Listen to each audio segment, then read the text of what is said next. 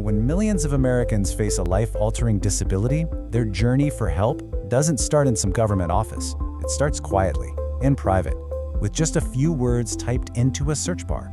And these aren't just random questions. They're the very first step in a journey that will change everything. So let's explore what these private searches tell us about a very public, and honestly, a very bewildering system. All right, so just think about it for a second. If you or someone you loved suddenly couldn't work anymore, what would be your very first move to get help? I mean, where do you even start? Well, the answer for pretty much everyone these days is right here. It's a search bar. You know, we picture these long lines, sterile government buildings, but the real front door to America's safety net isn't an official website. It's not a 1-800 number. It's Google. But here's the thing. That simple little search, it's just the tip of this massive, massive iceberg of anxiety, confusion, and frankly, desperation. And it's what's hiding under the water that tells the real story about how this all works.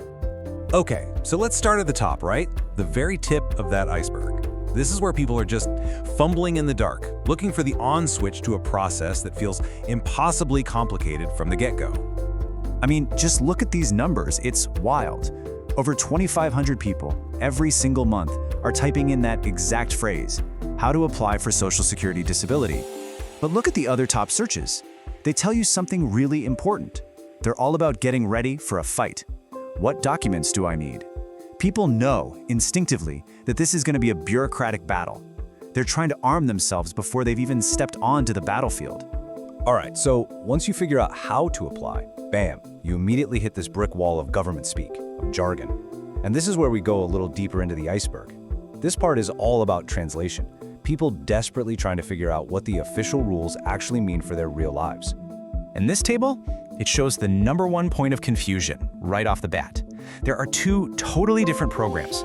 You've got SSDI, which is basically an insurance program you paid for with your taxes, and then there's SSI, which is a welfare program. People search difference between SSDI and SSI all the time, because figuring out which one of these buckets you're supposed to be in, well, that determines everything.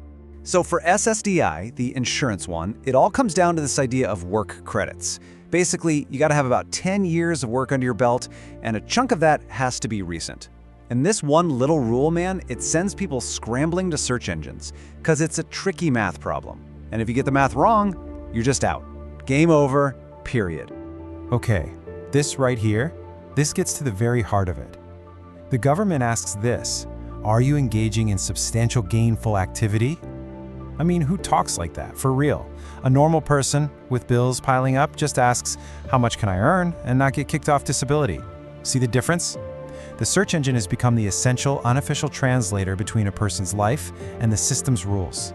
Okay, let's go deeper down the iceberg now, because under all that bureaucratic confusion, you find the two questions that are at the heart of everything, the real survival questions. Can I afford to live, and am I sick enough?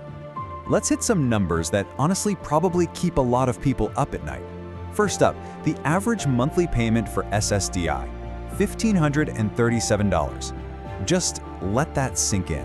For most people, that's the number they're staring at trying to figure out how to make rent, groceries, and medical bills work. And then there's this. Remember that crazy phrase, substantial gainful activity?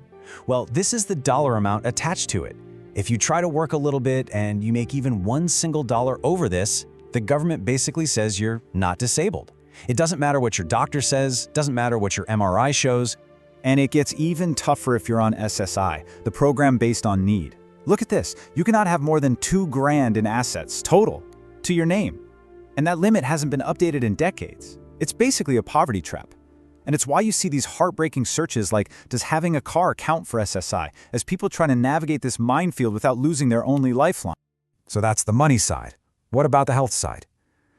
Well, people aren't just Googling disability, right? They're typing in their actual diagnosis: degenerative disc disease, anxiety, PTSD. They're trying to see if their specific illness is on some magic government list. And what we see over and over are two big themes: chronic physical pain and a huge, huge surge in searches related to mental health. Okay, so this is where we get to the really rough part of the journey, the deep, dark part of the iceberg. Because for most people, after all that work, all that searching, the first answer they get from the system is just no. And that's the moment an application becomes a battle. The numbers don't lie. It's stark. Roughly 2 out of every 3 people are denied right away. So think about that. That's a critical turning point. Suddenly, all those searches for how to apply, they vanish. And they're replaced with how to appeal. The word no isn't the end of the road. For most, it's the beginning of the real fight. And wow, what a fight it is. It's not just one appeal. No. There are four potential levels. This thing can drag out for years, from a simple paper review all the way to a federal court case. And every single step is another maze people are trying to solve with a search bar. So put yourself in their shoes. You're sick, you can't work, you're facing this years-long legal battle. What do? Yep, you search for a lawyer. And that phrase, no-win, no-fee disability lawyer, is one of the biggest, most competitive search terms out there. It's basically people shouting into the void, I can't do this alone. Okay, let's come back up to the surface. We've been deep in the weeds of this journey. What does all this frantic private searching tell us about the system itself? What's the hidden story here? So here's one of the wildest things the search data shows us. It's all about your age. Turns out there's this special set of rules, they call them the grid rules, that basically make it easier to get approved once you hit 50. The system kind of admits that it's harder for an older worker with a bad back to just learn to code. And that's why disability over 50 is a monster search term. People have figured out this secret handshake, that in this system, your age can matter just as much as your medical records. So what's the big takeaway here? It's this. You've got this incredibly complex system that speaks in jargon, and then you have real people living through real-life crises. The search engine, it's become the only bridge between them. It's the translator. It takes our messy human problems and turns them into the neat bureaucratic questions the system can understand.